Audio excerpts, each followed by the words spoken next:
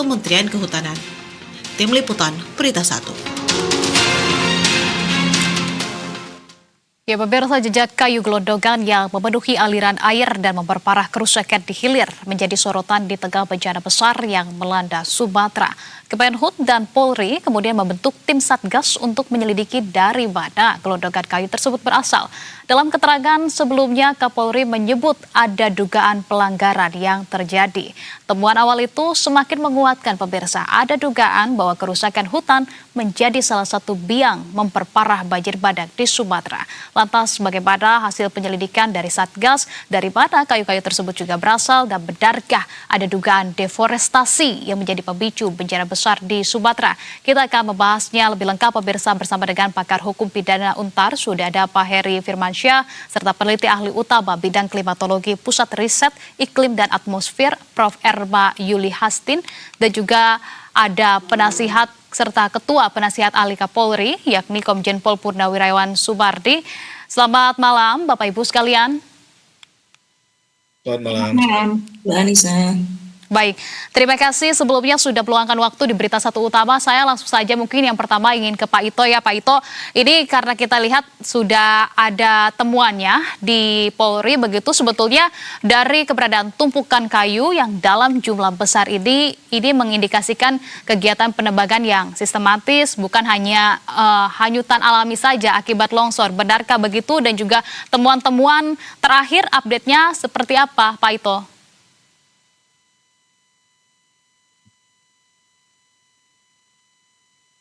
Pak Ito, mohon maaf suaranya belum terdengar. Jadi dari aspek hukum ya Mbak Anissa, itu kan dengan ditingkatkannya dari penyelidikan ke penyidikan, berarti penyidik sudah menemukan minimal 2 alat bukti yang cukup ya. Kemudian kan dalam penanganan illegal logging, pengalaman saya pada saat menjadi Kapolda Sumatera Selatan dan juga Kapolda Riau tahun 2005, itu kita harus melibatkan daripada kementerian terkait, yaitu dalam hal ini adalah Kementerian Kehutanan, Kementerian Lingkungan Hidup, dan juga Pemda. Ya, di sini tentunya kita melihat sesuai dengan ketentuan pasal 184 ayat 1, dengan dinaikannya ini menjadi penyidikan, tentunya penyidik sudah menemukan paling tidak ada keterangan daripada saksi ahli, kemudian juga ada barang bukti yang merupakan kayu-kayu gelondongan, kemudian juga mungkin petunjuk-petunjuk lain, dan surat termasuk keterangan yang nanti akan diambil dari para saksi ataupun tersangka. Kemudian kalau kita melihat daripada yang diamankan oleh pihak kepolisian saat ini, itu membagi pelakunya, yaitu pelaku yang merupakan pelaku langsung, kemudian korporasi, kemudian juga pengurus atau penanggung jawab korporasi. Ini yang saya dengar sudah dikumpulkan oleh penyidik. Selain itu, tentunya penyidik juga akan mendalami pihak-pihak yang menyuruh melakukannya, ini termasuk pemilik modal atau pemilik lahan. Kemudian pihak yang turut serta, yaitu biasanya kelompok yang menebang, yang biasa masyarakat setempat ya, yang memang kondisi sosial ekonominya biasanya di bawah standar daripada sejahtera.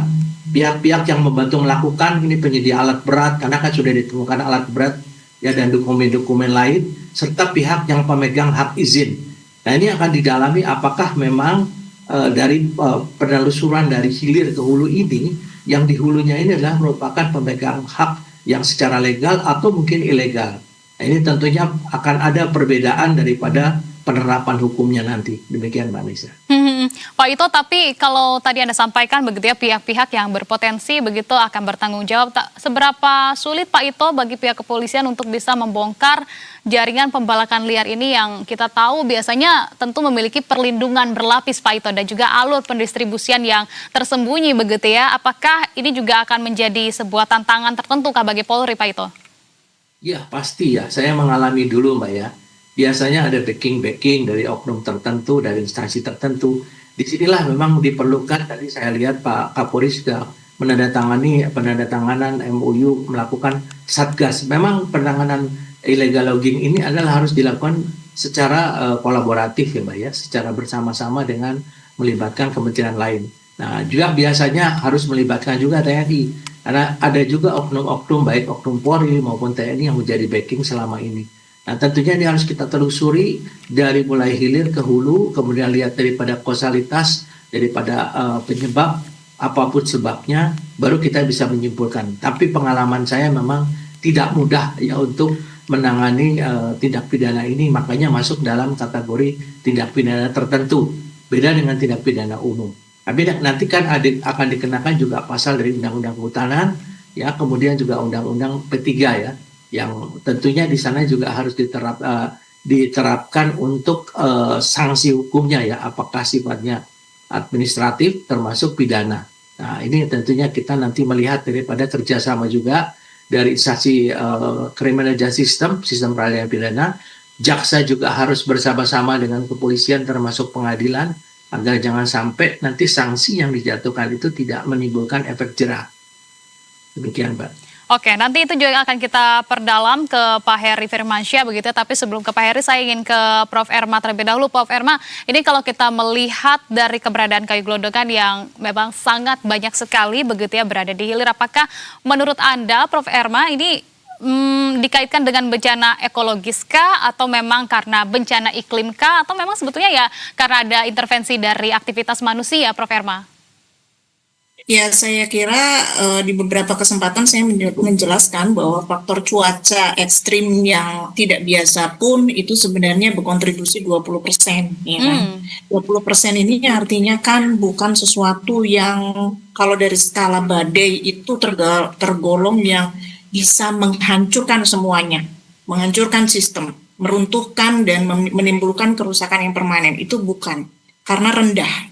Ini tipikal dari siklon tropisnya juga, energinya itu level 1, jadi level yang paling minim, bisa memiliki kekuatan untuk menghancurkan. Artinya kan berarti ada faktor di luar non cuaca yang harus diselidiki, diinvestigasi. Namun dua hal ini menurut saya yang berkontribusi besar selain cuaca, yaitu yang kedua adalah minimnya mitigasi. Atau bahkan mungkin hampir tidak ada mitigasi itu. Karena early warning system kan tidak ada dan tidak berfungsi. Jangankan tidak berfungsi, tidak ada, gitu ya, tidak ada. Kita lihat bahwa itu tidak ada sama sekali. Artinya kesiapsiagaan untuk H-1 aja melakukan persiapan evakuasi itu kan tidak ada sama sekali, gitu ya. Action seperti itu. Jadi kita melihat atau menyimpulkan bahwa ini memang tidak ada sistem peringatan dini yang mumpuni yang ada di Sumatera atau wilayah terdampak tersebut. Kemudian yang ketiga, faktor yang ketiga adalah mungkin ya, faktor ini adalah yang bisa dikatakan memperparah tadi. Karena sebenarnya cuaca plus mitigasi itu dua hal yang saling berantai. Kalau peringatan sistem peringatan dininya itu ada dan berfungsi dengan baik, maka mitigasi bisa dikatakan itu bisa meredam dampak dari yang kita lihat sekarang luar biasa itu menjadi 30%. Sekarang dampaknya itu kan katastrofik, padahal badainya itu kecil, tapi berdampak sangat signifikan dan terus meluas. Nah, sangat signifikan dan terus meluas itu kita sudah hitung bobotnya tuh hampir 60-70%. Meskipun pola hujan yang ada saat ini, Prof. Erma, ini kan disebut juga cukup anomali begitu ya, dan juga cukup luar biasa begitu terkait dengan siklon tropis ini. Ya, sebenarnya anomali hujan kita bisa katakan bahwa itu kan sesuatu yang slow onset, Mbak. Nggak tiba-tiba. Yang tiba-tiba kan badainya. Mengapa pada hari itu terjadi? Ya karena pada saat itu badai gitu. Jadi triggernya itu jelas badai. Tapi bahwa di situ sudah ada das yang kapasitasnya berlebih karena hujan tiap hari turun selama 10 hari misalnya, itu hal yang berbeda lagi, itu hidrologis. Berarti hidrologis ini kaitannya dengan yang di darat. Nah, di darat itu persoalan besarnya lagi yang mungkin kita harus tahu, curah hujan yang intensitasnya ekstrim itu turun di atas gunung, di hulu-hulu itu. Di hulu itu tidak ada satupun jaringan pemantau cuaca, sehingga kita nggak bisa konfirmasi berapa sih yang turun di gunung. Yang pasti yang terekam 400 itu yang tertinggi itu di hilir. 400 mm itu dari stasiun BMKG 400 tertinggi pada saat itu. Kita bisa bayangkan mungkin aja di hulu itu 2 kali lipatnya pada saat kejadian siklon itu mendarat begitu. Ini maksud saya yang antisipasi ini yang terlewat gitu ya. Karena menyangka bahwa ini bukan sebuah badai, ini cuma hujan-hujan yang turun tiap hari aja. Jadi kita harus membedakan ada 2 faktor trigger. Yang pertama bahwa di situ kapasitas dasnya udah udah tinggi begitu. Nah, ini baru kita telusuri, berarti ada masalah di hulu. Nah, hulu ini adalah pakar lingkungan yang bicara, pakar hidrologi yang bicara, ya. Artinya kan berarti itu slow, sesuatu yang perlahan-lahan, gitu. Dan tapi terjadinya juga sebelum, gitu kan ya. Itu yang menambah parah. Jadi ada 3 hal yang mesti kita pikirkan. Yang pertama adalah badai tropisnya itu sendiri, itu sudah satu faktor, gitu kan. Ini kita masih minim loh. Gimana kalau nanti kita terkena yang levelnya 3, gitu kan? Misalnya, gitu kan, kita harus pikirkan badai ini udah satu masalah tersendiri. Masalah yang kedua adalah masalah mitigasinya.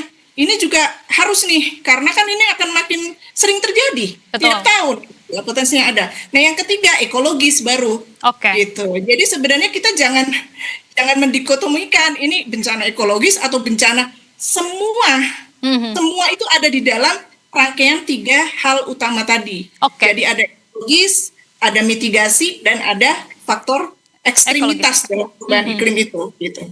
Seluruhnya sangat berkaitan begitu ya. Tapi kalau saya bertanya ke Pak Heri Firmansyah, Pak Heri, lantas tadi juga kita sudah mendengar begitu ya dari Pak Ito bagaimana temuan-temuan yang didapatkan oleh polisi juga, terutama adalah terkait dengan pembalakan liar dan juga temuan-temuan dari kayu-kayu gelondongan yang ditemukan pasca terjadinya banjir bandang. Sebetulnya indikator utama yang bisa langsung dilihat untuk bisa menentukan apakah keberadaan kayu gelondongan ini dari aliran sungai ini merupakan tindak pidana pembalakan liar atau kelalaian dalam pengelolaan hutan. Dari kacamata hukum pidana seperti apa, Pak Heri? Ya, mungkin ada indikasi ya, merujuk kepada kayu gelondongan tadi, upaya yang mungkin bisa dilakukan dalam perbuatan baik di Undang-Undang Pencegahan Pembalakan Liar ya, 13, Undang-Undang Lingkungan, Undang Kehutanan sendiri. Tapi tentu ini pasti harus dilihat juga bukti yang ada, ya, dengan kemudian investigasi dari teman-teman Barreskrim tadi. Tahu fakta. Nah, tapi yang perlu kita perhatikan juga adalah bahwa gelondongan kayu ini kan pasti berasal dari satu tempat. Berarti kan ada hukum kausalitas dalam teori di sana ya, sebab akibatnya. Bagaimana kemudian kayu-kayu itu bisa sampai ke situ? Nah, mungkin penjelasan dari ahli juga dimungkinkan. Karena teman-teman skrip cuma tahu bagaimana investigasinya. Nah, bicara tentang tadi, tapi ya fakta itu nilai itu bukan bagian dari kerja penyidik sebenarnya. Mereka hanya memaparkan faktanya. Maka tadi bisa ruang dari kepada teman yang punya keahlian di bidangnya, ya, untuk bisa mengatakan bahwa apakah benar sudah terjadi katakanlah pembalakan liar. Apakah kemudian ada yang kita sebut dengan analisis mengenai dampak lingkungan, ada studi kelayakan yang dilakukan sebelumnya, atau ya tadi ini memang terjadi dalam konteks adanya satu tindakan yang alamiah misalnya. Tapi tentu masyarakat tidak ingin mendengar bahwa ini yang kemudian dikatakan hanya masalah bencana biasa, begitu ya. Karena ini kan terjadi mungkin sudah lama, tapi tidak ada upaya untuk respon pemerintah yang cepat begitu ya di kementerian, katakanlah instansi yang terkait dengan hal ini, sehingga akhirnya dampaknya sebegitu besar, ya, dan sebagainya. Maka dalam hal ini harus ada jawaban pidana. Kalau kita bicara dalam Undang 1 tahun 2023 di KUHP yang baru itu kan di pasal 45 kalau saya nggak salah Pak Ito izin, itu bicara tentang ada subjek hukum entitas yang disebut dengan korporasi. Nah, sangat mungkin ada pembebanan pertanggungjawaban ke sana. Apakah pertanggungjawaban pidana atau administrasi misalnya. Bahkan ada pertanggungjawaban pidana yang dalam konteks administrasi yang sebenarnya juga luar biasa, Pak. Misalnya usaha untuk pembekuan izin usahanya, atau yang kedua pencabutan izin usaha dari mereka yang sudah memiliki hak penguasaan terhadap hutan tadi. Nah, ini nggak main-main. Sebenarnya yang kita inginkan adalah sinergitas antara upaya untuk mengeksplorasi, untuk memanfaatkan ya demi kemakmuran masyarakat, karena juga perintah dalam Undang Dasar 1945 kita kan di pasal 33.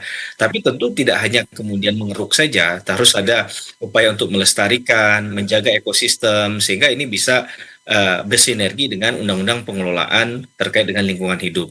Saya rasa itu pesan penting dari hal ini. Oke, nah saya kutip artinya seperti yang tadi disampaikan oleh Pak Henry adalah sebagaimana sebetulnya pembalakan ini kan sudah terjadi sejak lama. Begitupun juga dikonfirmasi pada dialog sebelumnya kami sempat mendapatkan informasi Bupati yang berada di wilayah terdampak ini juga sudah menyurati kepada Kementerian Kehutanan begitu terkait dengan pembalakan liar yang ada. Namun belum ditanggapi dengan serius oleh pemerintah. Saya ingin ke Pak Ito. Pak Ito, lantas sebetulnya bagaimana sih untuk kemudian bisa memastikan begitu ya bahwa penyidikan ini tidak akan berhenti di pelaku-pelaku kecil tetapi juga bisa menyentuh aktor besar yang selama ini menjadi sumber kerusakan hutan di Pulau Sumatera dan kita tahu ada perlindungan khusus, lapisan-lapisan perlindungan bagi mereka, Pak Ito. Ya, tahun 2005 Mbak, saya Kapolda Riau, kita telah melakukan penindakan yang sangat tegas saat itu dan kepada para cukongnya pun kita kenakan hukuman yang sangat berat ya, baik pidana maupun denda ya. Termasuk yang di Sumatera Utara dulu terkenal dengan kasusnya Adeline Lis ya. Nah, kemudian sekarang kalau dilihat daripada kasus ini memang kita perlu membedakan ya. Tadi sampaikan oleh Prof. Erma bahwa ini kan juga ada satu faktor cuaca ya. Biasanya Mbak, modusnya mereka itu kayu yang dipotong adalah digelindingkan ke sungai. Di sungai itu kemudian didiamkan, diikat dalam bentuk berapa kayu, ditunggu sampai kulitnya lepas, kemudian ditarik oleh tongkang, dan somil-somil itu terletak di sekitar sungai ya. Kemudian para perambah ya biasanya masyarakat lokal, itu mereka membangun rumah-rumah di sekitar tempat kayu itu yang dieksploitasi ya. Sehingga di sini memang untuk kasus ini sangat sulit ya, karena mungkin kalau tidak ada banjir bandang itu tidak akan menimbulkan akibat seperti sekarang. Nah, banjir bandangnya itu karena masalah iklim itu membawa kayu-kayu ini sehingga mempunyai daya rusak yang sangat tinggi. Saya ingat pada saat saya komandan tsunami di Aceh tahun 2004 itu Mbak ya, itu semua rumah disapu bersih dengan pohon-pohon kelapa dan lain sebagainya yang menghantam rumah. Nah, ini kejadiannya sama ya. Jadi saya kira ada dua hal yang memang, satu karena faktor cuaca ya, kemudian yang kedua memang karena faktor pembalakan ilegal. Tapi kalau misalnya tidak ada faktor cuaca pun, itu kan tentunya sekarang mungkin Prof. Erma bisa memberikan penjelasan bahwa air itu kan selama ini tertahan oleh pohon-pohon akar pohon. Nah, kalau akar pohon itu sudah beralih fungsi mungkin menjadi pohon sawit ataupun tambang, nah tidak ada lagi air yang bisa terhambat oleh baik akar maupun batu-batuan sehingga menimbulkan longsor juga. Kita lihat di beberapa kejadian itu ada longsor juga. Nah, tentunya ini pun harus hati-hati kita dalam menerapkan satu penerapan sanksi kepada mereka. Harus dilihat juga berbagai faktor yang harus bisa ditentukan seperti tadi oleh Prof. Ferry bahwa kita juga perlu untuk menggunakan tenaga ahli atau saksi ahli Mbak ya. Jadi penyidik pun juga tidak bisa menerapkan pasal-pasal tertentu tanpa mendapatkan penjelasan atau dukungan dari keterangan ahli. Ya. Saya kira itu yang mungkin kesulitan dari kita kalau nanti akan kita lihat. Selain itu Mbak, mungkin yang saya alami dulu adalah bagaimana kita memperhatikan para perambah atau pekerja yang memang masyarakat lokal. Karena kalau dengan dilakukan penindakan kan mereka yang tadinya makan sekarang tidak makan, tidak punya kerjaan. Ini masalah sosial. Ini pun harus diperhatikan oleh pemerintah daerah dan pemerintah. Jadi bukan hanya menegakkan hukum terhadap pelaku-pelaku yang utama, mereka punya modal besar, tapi buat orang-orang kecil ini juga harus menjadi perhatian. Saya kira itu yang perlu menjadi perhatian dalam penegakan hukum. Jadi jangan hanya melihat bagaimana melakukan penindakan terhadap para pelakunya, tapi pelaku ini juga ada kategori tadi saya sampaikan. Jadi ada pelaku yang memang dia punya modal, ada pelaku yang menggerakkan organisasi, dan ada pelaku yang memang masyarakat kecil yang hidupnya kehidupan sosial ekonominya adalah dari menebang pohon itu, Mbak, dimanfaatkan oleh para perambah hutan itu. Demikian. Oke, tentunya ini dapat menjadi momentum berbenah juga bagi kita, namun sangat disayangkan begitu ya. Kita mengetahui adanya pembalakan ini setelah ratusan nyawa manusia melayang, Pak Ito. Pak Ito, terima kasih atas catatan dan juga update-nya yang sudah disampaikan. Tadi disampaikan begitu ya, akan melanjutkan aktivitas kembali. Selamat melanjutkan aktivitas, Pak Ito, terima kasih. Saya masih akan melanjutkan perbincangan bersama dengan Prof. Erma dan juga Pak Heri. Kalau begitu saya ke Prof. Erma. Prof. Erma, ini jika penyidik Polri menemukan dugaan pembalakan pembalakan liar betul seperti itu, apa konsekuensi ilmiah jangka panjang Prof. Erma pada resiko bencana hidrometeorologi begitu ya, terutamanya mungkin di iklim yang ekstrim ini? Ya, saya katakan tadi bahwa degradasi deforestasi atau degradasi dari lingkungan yang mengurangi daya dukungnya sehingga sangat menurun begitu ya, itu sebenarnya juga telah dikaji ya oleh tim lain di BRIN yang kemarin juga disampaikan bahwa 30% itu terjadi penurunan.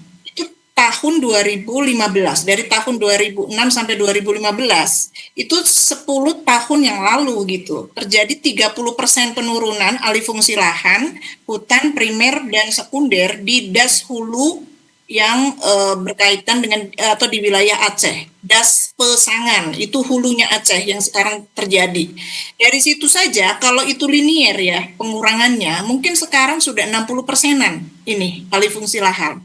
Artinya kan memang sudah telah dikaji begitu ya, bahwa itu terjadi alih fungsi lahan yang signifikan bisa dikatakan seperti itu gitu ya selama 2 dekade terakhir. Nah ini kan berarti memang kita harus tahu bahwa padahal tidak ada pengurangan atau alih fungsi lahan aja, kapasitas dari lingkungan itu kan punya keterbatasan Mbak gitu ya. Apalagi ini ditambah dengan tadi gitu ya, ada data-data yang memang menunjukkan itu terjadi deforestasi gitu, atau alih fungsi dari sekunder dan primer tadi hutan menjadi yang lain. Gitu. Jadi mitigasi ke depannya untuk kita bisa tahu begitu ya, memperbaiki deforestasi akan memakan waktu yang tidak sebentar tentunya ya, itu harus seperti apa mitigasinya? Artinya bahwa ini memang harus komprehensif dilakukan gitu, makanya memang mendesak dilakukan atau dibentuk suatu forum atau apapun tim gitu ya yang lintas semua kepakaran berpikir soal mitigasi ini secara lebih sistemik. Sekarang kan nggak sistemik nih, padahal yang berkaitan dengan kebencanaan ini dibutuhkan segera tindakan yang sistemik dalam hal mitigasi ini. Harus ada segala macam dipikirkan termasuk perangkat kebijakannya begitu kan. Sehingga menurut saya Mbak yang mendesak itu adalah bagaimana sebuah terobosan diambil, salah satunya membangun atau membentuk dewan pakar atau apapun bentuknya forum bersama tadi untuk memikirkan strategi mitigasi. Kenapa ini menjadi penting? Karena ada krisis iklim. Krisis iklim ini harus ditangani nih gitu. Apalagi daya dukung lingkungan sudah seperti ini. Jadi itu dulu yang menurut saya lebih concern gitu ya, supaya pemerintah itu punya terlihat punya satu respon gitu ya, inovasi yang jelas dalam hal perbaikan kebijakan ini, karena itu politik dalam mitigasi itu penting untuk segera dieksekusi itu sangat perangkat atau tools yang harus dimiliki, instrumen kebijakan harus dimiliki oleh pemerintah dan itu mendesak situasi sekarang. Ya, saya kira itu.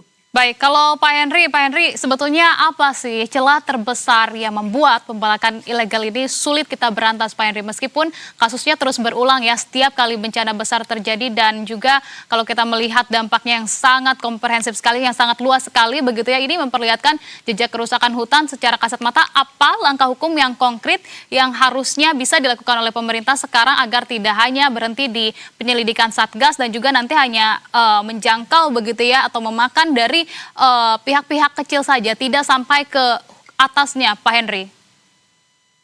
Ya, yang pertama Mbak, ini bukan terjadi dalam 1-2 hari, ini berlangsung lama gitu ya. Adanya penurunan mutu kualitas dari satu hidup atau ekosistem berjarak hanya apa yang sudah di lapangan, ada misalnya produksi kehutanan, dan juga karena laporan begitu ya, apa yang mereka laporkan terhadap perubahan-perubahan yang ada. Mendirikan misalnya perusahaan korporasi dan kehutanan bukan lebih mabrakadabra gitu ya. Dalam konteks ada istilahnya dalam hukum klasik itu solus populi suprema lex exto, bahwa ya adalah hukum tertinggi. Nah, maka ini sampai terjadi korban jiwa kan? Ini sudah tidak bisa solusi dengan kata-katanya sekali dalam terus gitu. Karena kalau kita lihat dalam agama misalnya bahwa terjadinya kerusakan laut udara itu kan juga pasti manusia di dalamnya. Nah ini faktor yang harus dicari dan bagaimana cara kemudian mendeteksi. Kita harus melihat dari eksternal juga, apakah dari sistem mudah terlalu mudah untuk diberikan, sedangkan itu menabrak atau prinsip keselamatan dan lingkungan hidup. Nah terhadap hal ini bukan yang juga, Mbak, saya juga bisa ditarik ke undang-undang korupsi begitu. Sebenarnya kita dalam perspektif hukum juga, tapi memberikan kompetensi, ada kepatuhan, ekspor tadi ya, sumber daya alam. Tapi tidak harus balance dia. Yang mengeruk saja. Ada sistem reward and punishment. Yeah. Nilai-nilai di timur ya, sensasi misalnya. Itu kalau orang mau ngambil hewan, air, kita ambil semua. Ada waktu agar itu menjaga kelestarian. Dan di negara Eropa misalnya, diameter besar karena mereka memberikan reward ya di Norwegia diberikan kepadanya. Orang tidak hanya cara tentang sanksi saja, kasihan juga mereka yang dipersalahkan karena mereka masyarakat sekitar yang hidupnya memang pada hal-hal itu. Harus ada edukasi juga. Tidak hanya bicara sanksi, tapi apa yang sudah dilakukan oleh kita sejauh ini, terutama kementerian yang terlibat dalam secara langsung. Kementerian misalnya memberikan edukasi juga ke apa yang sudah mereka ini berhenti, misalnya ada yang terbukti melakukan katakanlah pemotongan hutan kayu-kayu yang sebenarnya bisa membakar. Berapa sih jumlahnya, Mbak?